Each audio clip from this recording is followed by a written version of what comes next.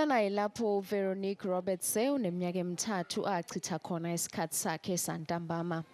Umama walentombazanyana uthi umntanakhe usehlale ebanjwa amaphupha amabi selokhu amaphoyisa kamasipala waseTshwane amsabisa ngokumdubula.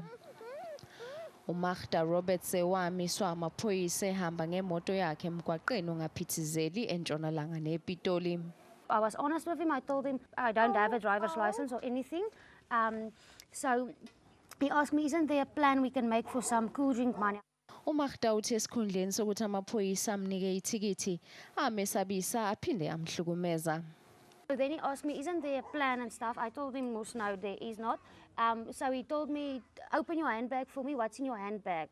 I told him what in my handbag it's none of your concern. So I was starting to get irritated with him, and she saw it as well. So she started crying harder and louder.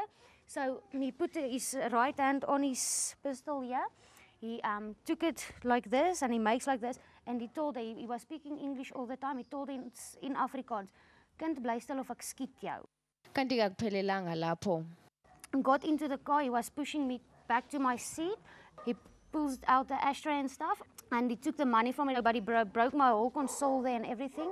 So then he gave me back the ashtray. Or he was throwing it back in the car, and then he just say, "Have a nice day." Yize inkantolo isilichithile icala belibekwe uGilbert Mashamayite ngenxa yokushoda kobufakazi, kodwa umlingani wakhe usazobhekana nengalo yomthetho.